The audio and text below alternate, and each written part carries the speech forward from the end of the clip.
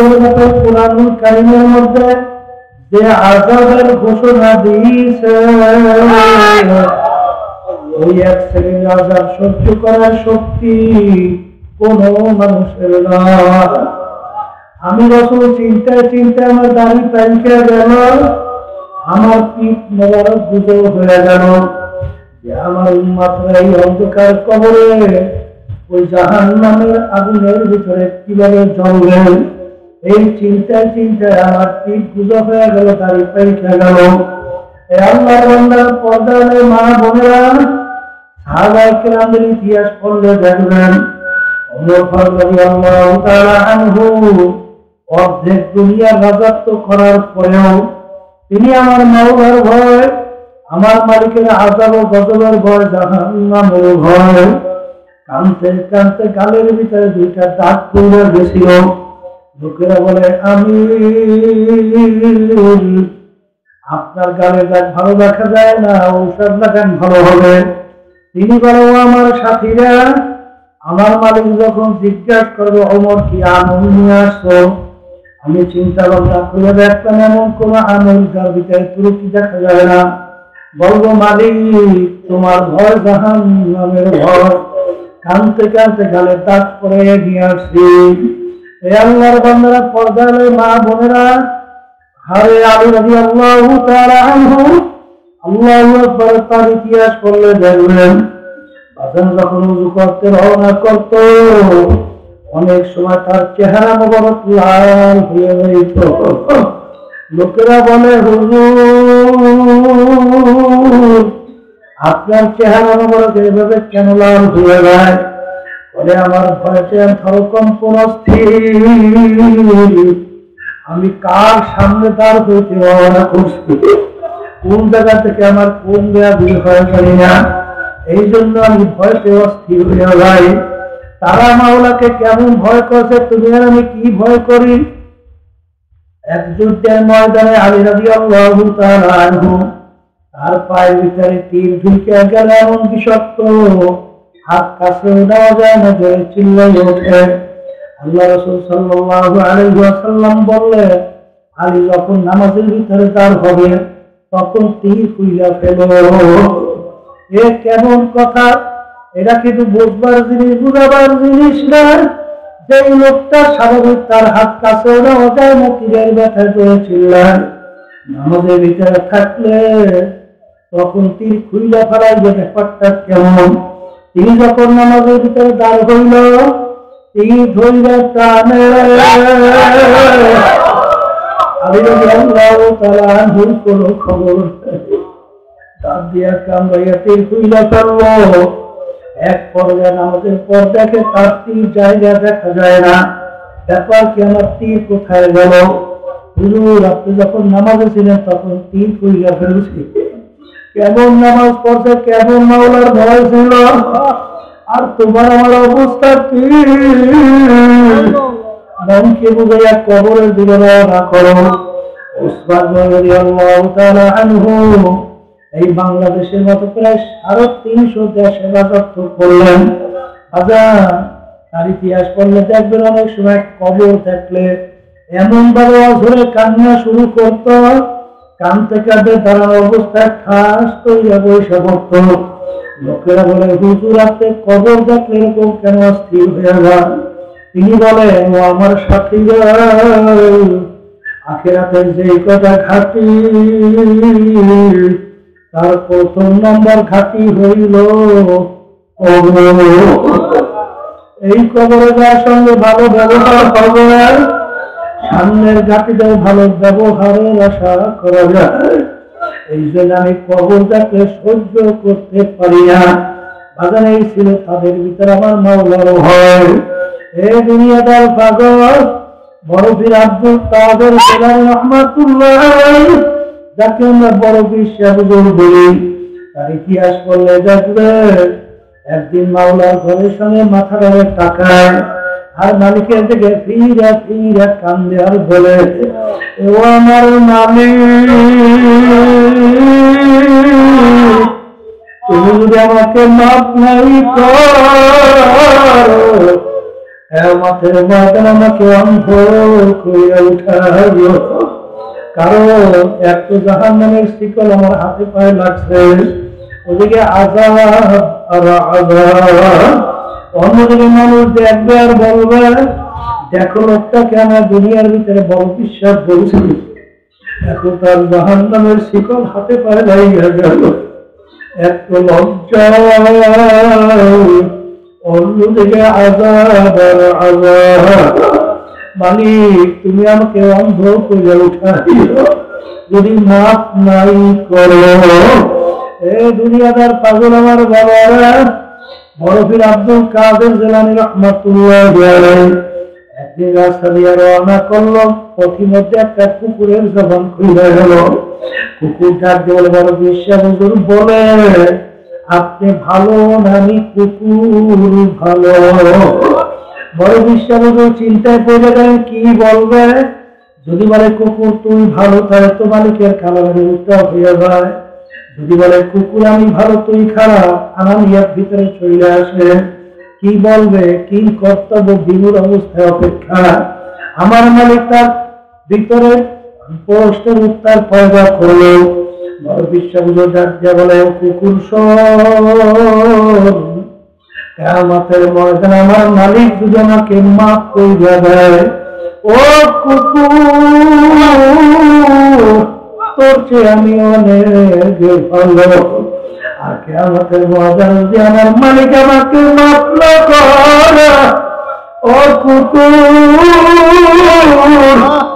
তুই আমার চেয়ে অনেক ভালো, কারণ তোর জন্য কোনো জাহান্নাম নাই, কোনো শাস্তির ব্যবস্থা নাই। কিন্তু আমি মানুষ, যে আযাব গজবের ঘোষণা আমার মালিক দিয়েছে, ওই এক সেকেন্ড আযাব সহ্য করার শক্তি আমার নাই, এই জন্য তুই ভালো। আল্লাহর বান্দারা ফরজালে মা বোনেরা, মনকে বুঝা তারপর কবরে রওনা করো। বাজার ওমর ফারুক রাদিয়াল্লাহু তাআলা আনহু অনেক সময় রাস্তা দিয়ে হাঁটতো, পথের ভিতরে ফেজা কুঠার মারা হাতের ভিতরে উঠাইয়া দুই চোখের পানি সাইডে দিয়া কান্দে আর বলে, ফেজা কুঠার মারা তুই আমার চেয়ে অনেক ভালো, তুই মাটির সঙ্গে মিলে যাবে, তোর কোন আযাব নেই, জাহান্নামের কোন ঘোষণা নাই। কিন্তু আমি ওমর মানুষ,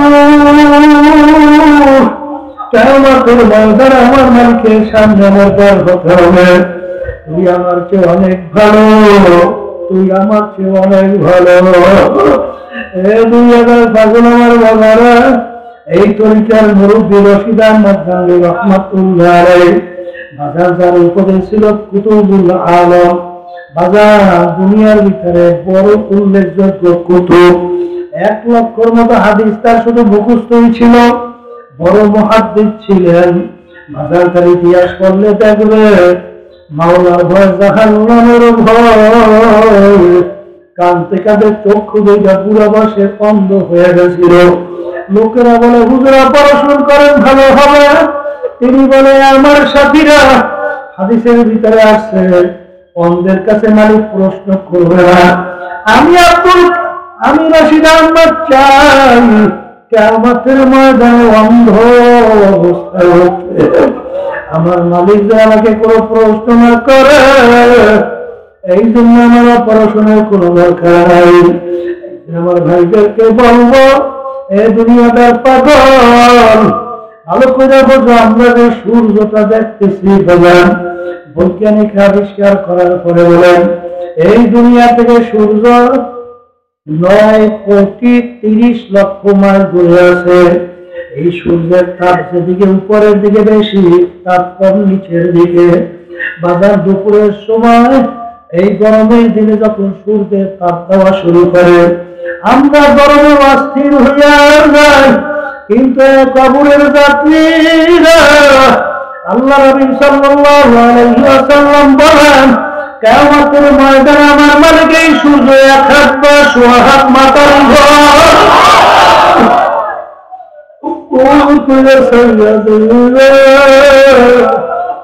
কিয়ামতের ময়দানে গাছ নাই, ঘর নাই, বাড়ি নেই, পানি নাই, অন্য কোনো জায়গায়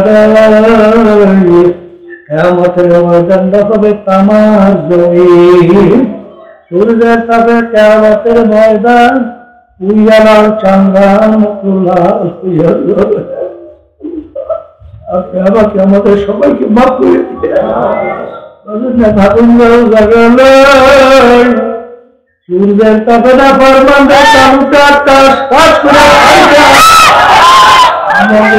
ভাতের মতো উঠলাইয়া বাইয়া বাইরে পড়তে থাকবে।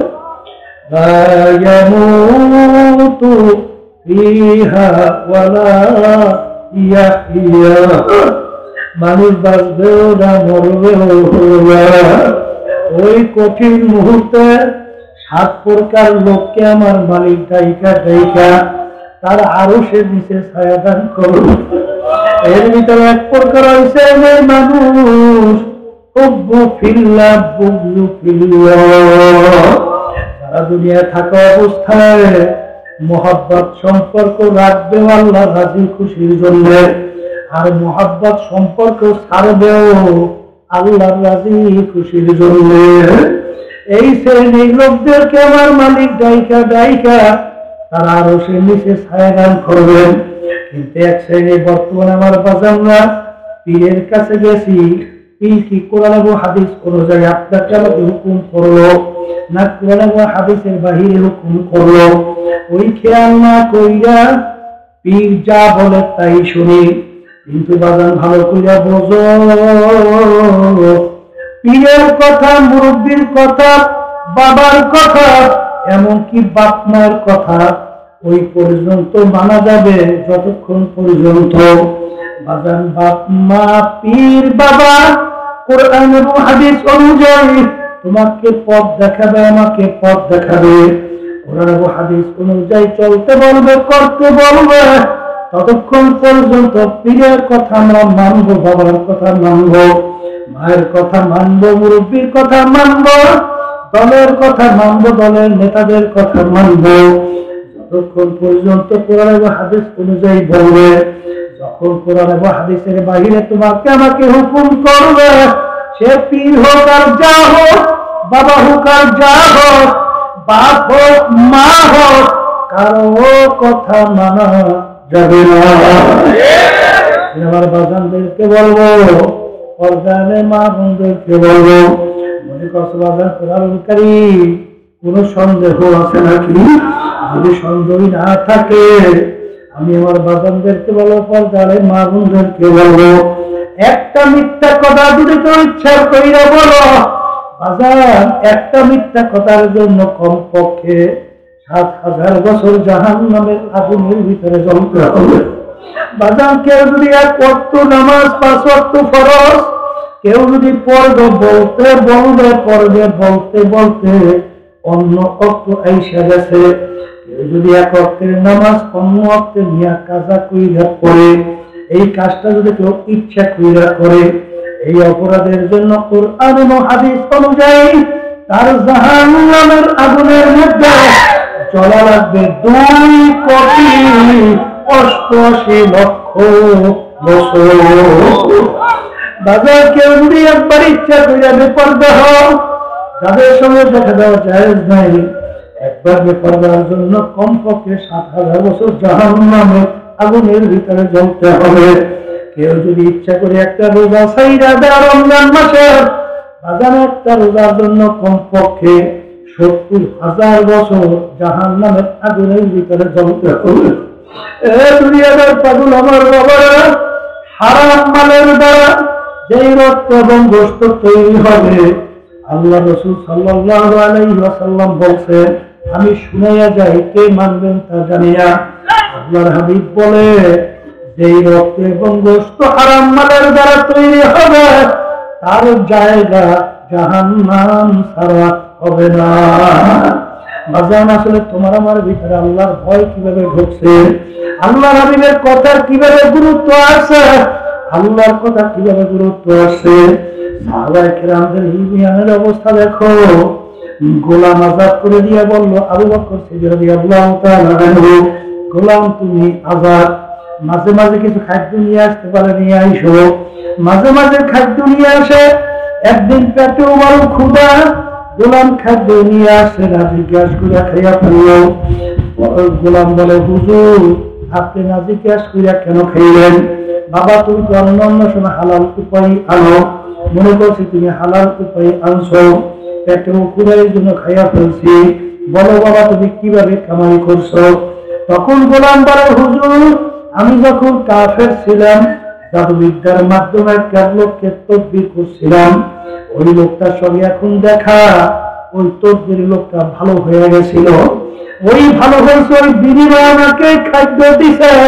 তখন আবু বকর সিদ্দিক রাদিয়াল্লাহু তাআলা আনহু বলেন, ইন্না লিল্লাহ, বাজান জাদুবিদ্যার মাধ্যমে তদবির করা কামাই সম্পূর্ণ হারাম, তুমি তো আমাকে হারাম খাওয়াইছো। এই কথা বলে গলার ভিতরে আঙ্গুল দেওয়া শুরু করবো। বাজান তিনি তো না যাই না খাইছে, আল্লাহ তো এই ব্যাপারে ধরপাকড় করবেন না, কিন্তু দেখো গলার ভিতরে আঙ্গুল দিয়ে খাদ্য বের করতে চেষ্টা করে। বাজান লোকেরা বলে, হুজুর আপনি তো না যাই না খাইছেন, আল্লাহ তো মাফ করবে। তখন তিনি বলেন, আমার সাথীরা, আল্লাহ রাসূল সাল্লাল্লাহু আলাইহি ওয়াসাল্লাম বলেছেন, যে হারাম মালের দ্বারা রক্ত এবং গোশত তৈরি হবে, তার জায়গা জাহান্নাম ছাড়া হবে না।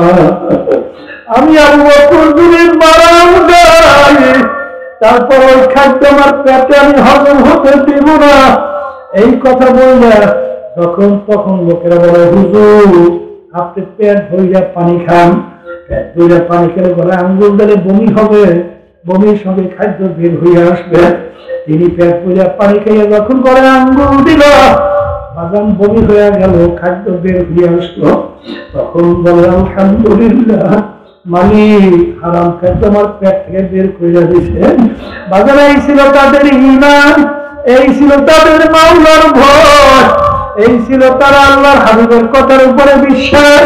কিন্তু এক শ্রেণী আমার বাজাররা ঘুষ সুদ পরের মাল ফাদাইয়া ক্ষমতা পাইয়া আদালতে টেন্ডারবাজি জুলুম কইরা, ব্যবসার ভিতরে ধোঁকাবাজি কইরা, আইন খাইরা জমিন বাড়াইয়া, এ কপাল পুরের সম্পদ কার জন্য রইল? একটু মাঝে মধ্যে চক্ষু বন্ধ করে চিন্তা কর, তারপর দুনিয়া থেকে বিদায় নিয়ে কবরে রওনা করো। হারে তামাম দুনিয়ায় মোট 4 জন লোক রাজত্ব করছিল। এর ভিতরে 2 জন মুসলমান, 2 জন অন্য জাতি। 2 জন মুসলমানের ভিতরে একজন বাদশা সিকান্দার বাদশা। তামাম দুনিয়ার বাদশাহী করলো। তিনি ইন্তেকালের আগে ওসিয়ত করছিল, আমার মওতের পরে গোসল করাইয়া, হারে কাপড় পরাইয়া খাটের ভিতরে উঠাইয়া, হাত ধরে একটু বাহিরে রাইখা শহর ঘুরাইয়া দাফন করিল। তিনি দুনিয়া থেকে বিদায় হওয়ার পরে হাত বের করিয়া শহরে ঘুরায়, যারা বোঝে না, দেখছো বাচ্চা জীবন আমাদের থেকে কাজ নেব, ট্যাক্স নেব, এখন মরার পরে কেমন হাত পাইতে মনে হয় পয়সা টাকা চায়। বিজ্ঞ আলেমরা বলে, বোকারা তোরা তো বোঝো নাই, বাদশা সিকান্দার ইন্তেকালের আগে ওসিয়ত করছিল, মওতের পরে কাপড় পরাইয়া বাদশা খাটে উঠাই হাত বাহিরে রাইখা ঘুরাইয়া তারপর দাফন করার জন্য। তিনি তামাম দুনিয়ার মানুষকে বুঝাতে চায়, এ তামাম দুনিয়ার মানুষেরা, আমি বাদশা সিকান্দারের মতো এত বড় বাদশা দেখিও মনে হয় আর কেউ হইতে পারবি না। তামাম দুনিয়ার বাদশাহী করলাম, কিন্তু আমি যখন কবরে রওনা করলাম, একেবারে 2টা খালি হাত নিয়ে কবরে রওনা করলাম, আর কিছু নিতে পারলাম। আরে বাবা, শোনা যায় অনেক সময় চরমনায় মুরিদ হয়েছে, লেনদেনের ভিতরে ঝামেলা, টাকা পাইছে, আত্মসাৎ করছে, নাউজুবিল্লাহ নাউজুবিল্লাহ, আল্লাহ আমাকে আমাদের সবাইকে মাফ করে। কপাল পুরা, তোকে চরমনায় কে যাইতে বলছে? তোকে কেন দাঁড় লেখার জন্য কে বলছে? কেন তুই টুপি মাথায় রাখছো, লম্বা জামা গায়ে দিয়েছ? তুই যদি হাদিস বিশ্বাস করতি, তুই যদি আল্লাহকে বিশ্বাস করতি, কোরআন কারীমকে বিশ্বাস করতি, জীবন থাকতে হুঁশ থাকতে মুসলমান কোনদিন হারামের দিকে যাইতে পারে না। আমার বাজানদেরকে বলবো, পর্দারে মা বোনদেরকে বলবো, এই ধোঁকাবাজদের কারণে চরমনায় তরিকার বদনাম হয়। কপাল পোড়া, তোর যদি এত শখ তুই হারাম খাবি, দুনিয়ার কত দুনিয়ার বড় বড় অনেক দল আছে, আরে তুই দুনিয়া যদি চাও সেই দুনিয়াদার দলদের সঙ্গে জড়াইয়া কাজ কর। সেখানে সাদাবাজির অভাব নাই, টেন্ডারবাজির অভাব নাই, ধোঁকাবাজির অভাব নাই। বাজান গরিবদের টাকা মারতেও সমস্যা নাই, কিন্তু লেবাস লাগাইয়া তোর মাধ্যমে যদি তরিকার ক্ষতি হয়, বদনাম হয়, ভালো করে যাই না রেখে আল্লাহ কত দূর করে রাহমাতুল্লাহ তিনি বলছিলেন, ভালো করে যাই না রাখো, যাদের মাধ্যমে তরিকার বদনাম হবে আল্লাহর গরিবের রুহানি বদয়া তোদের ভিতরে লাগিয়ে যাবে। এই জন্য আমার বাজানদেরকে বলবো, সতর্ক হও। সর্বনাই ভালো লাগে না, এখান থেকে চলে যাও। সর্বনাইকে তোমাকে জোর করে কেউ আটকে রাখে নাই, কিন্তু বাজান অনেকে বলে চর্মনাই তরিকা বড় কঠিন। বাজান চর্মনাই তরিকা আবার ভিন্ন আসলো কোথা থেকে? তরিকা তো কোরআন ও হাদিসের তরিকা। আল্লাহ আল্লাহ রাসূল যা বলছেন আমরা তাই শুনাই। জোরে বলেন ঠিক কিনা? কে মানবা কে মানবা না তা তো জানি না, তবে বাজার আমার মালিকের কাছে দোয়া করো যে মালিক, হেদায়েতের মালিক তুমি, তুমি দয়া মায়া করে আমাদেরকে হেদায়েতের রাস্তা দেখাও। ইহদিনাস সিরাতাল মুস্তাকিম। মালিককে যদি বলতে পারো, দোয়া করতে পারো, আমার মালিক ওয়াদা করছেন তোমাকে সরল সঠিক সিরাতাল মুস্তাকিম দেখাইবে। এই জন্য আমার বাজানদেরকে বলবো, বাজান আসলে দুনিয়ার জিন্দেগি দেখতে না দেখতে শেষ, কার কখন কোন সময় ডাক আসবে এটা তো কারো জানা নাই। ওই যে হুব্বু ফিল্লাহ বুগযু ফিল্লাহ, মহব্বত রাখবো কার জন্য? আল্লাহর জন্য। মহব্বত ছাড়বো কার জন্য? জোরে বলো কার জন্য? আল্লাহর জন্য। মহব্বত রাখবো আল্লাহর জন্য, ছাড়বো আল্লাহর জন্য। এই শ্রেণী মানুষকে ডাইকে কিয়ামতের ময়দানে আমার মালিক আরো সে ছায়া দান করবে। এই আল্লাহর বান্দারা, পর্দা আলে মা বোনেরা, ভালো করে মনকে বুঝাও, তারপর দুনিয়া থেকে বিদায় নিয়ে কবরে রওনা করো। কারণ বাজার দুনিয়ার আগুনে একটু আঙ্গুল ঢুকাও, 1 মিনিট আঙ্গুল রাখার শক্তি দুনিয়ার কোন মানুষের নাই। আল্লাহ রাসূল সাল্লাল্লাহু আলাইহি ওয়াসাল্লাম বলে, আরে জাহান্নামের আগুন কেমন তাদের হবে? দুনিয়ার আগুনের 70 গুণ তাদের আগুন জাহান্নামের আগুন। আল্লাহ আমাকে আমাদের সবাইকে মাফ করিয়া দেন। আল্লাহ রাব্বুল আলামিন বলে, জাহান্নামের আগুন কেমন তাদের হবে? নারুল্লাহিল মুকাদাতুল্লাতি তাত্তালিউ আলাল আফইদা। জাহান্নামের আগুন এমন তাদের হবে, শরীরের যে কোনো জায়গা লাগার সঙ্গে সঙ্গে ওই আগুন দেয়া কলিজা পর্যন্ত পরিষ্কার হবে। আল্লাহ আপনি আমাকে আমাদের সবাইকে মাফ করিয়া দেন। কুল্লামা নাদিজাত জুলুদুহুম বাদদালনাহুম জুলুদান গায়রাহা। আল্লাহ রাব্বুল আলামিন কোরআনুল কারীমে বলে, জাহান্নামীরা জাহান্নামের আগুনে জ্বলতে জ্বলতে ওদের শরীরের চামড়াটা পৃথক হইয়া জলে ভাড়া করে পড়ে যাবে। লা ইয়ামুতু ফিহা ওয়ালা ইয়াহইয়া, মানুষ বাঁচবেও না মরবেও না। আবার নতুন চামড়া গজাবে, আবার জ্বলতে জ্বলতে চামড়া পড়ে যাবে। এই জন্য আমার ভাইদেরকে বলবো, পর্দালে মা বোনদেরকে বলবো, বাজার দুনিয়ার একটু কষ্ট সহ্য করতে পারি না, একটু মাথায় বালিশ না থাকলে ঘুম আসে না। কিন্তু যারা মুসলমান ঈমান আনছো, গুনাহ কইরা খোদার কাছে কবরে গেলে ওই আযাব সহ্য করার শক্তি দুনিয়ার কোনো মানুষের নাই। মালিক যখন মাহফিলে নিয়ে আসেন, আমার মালিক বড় দয়ার মাওলা, বড় মায়ের মাওলা। যদি পাহাড় পরিমাণ গুনাহ হইয়া থাকে, যদি মালিকের দরবারে বলতে ভাইয়া খালেস তওবা করতে পারো, আমার মালিক ওয়াদা করে তোকে আমি শুধু মাফ করবো তাই না, এমনকি তোর গুনাহগুলোকে আমি নেকের দ্বারা পরিবর্তন করিয়া দেব। আল্লাহর বান্দারা, আমার মালিক তো সব সময় লা তাখুযুহু সিনাতুন ওয়ালা নাওম, আমার মালিকের ঘুমও নাই জিমানিও নাই। আমার মালিক তোমার আমার মায়া আমার মালিককে ঘুমাইতে দেয় না, মায়ার কারণে আমার মালিক ঘুমাইতে পারে না। এর বন্দা বান্দি তুই রাত্র 3টা বিপদে পড়ছ, 3টা বিপদে পড়ে আমাকে ডাক দিবি আল্লাহ। তখন যদি আমি ঘুমাইয়া থাকি তখন তো ডাকে কে সারা দিবে? আমার তোদের মায়া আমাকে ঘুমাইতে দেয়। এই যে আমার বাজানদেরকে বলবো, আমার মালিকের তাকে ভাইয়া তুমি ডাক দেওয়ার মতো দেখতে পারো। আমার মালিক ওয়াদা করছেন, মান আতানি ইয়ামশি আতাইতুহু হারওয়ালা। বান্দা বান্দি আমাকে পাওয়ার জন্য হাইটে যখন রওনা করবি, আমার রহমত দৌড় দিয়া যায়, তোকে আমার রহমতের কোলের ভিতরে জায়গা দেব। আমার ভাইদেরকে বলবো, পর্দারে মা বোনদেরকে বলবো, টাকার গরম ছাড়ো, দলের গরম ছাড়ো, বংশের গরম ছাড়ো, শিক্ষার গরম ছাড়ো, মালিকের পাগল হও, তারপর দুনিয়া থেকে বিদায় নিয়ে কবরে যাও। আল্লাহুম্মা আমিন। এই ঘরের মেয়ে লোকের হাত উঠাও, 2 চোখের পানি ফেলাও।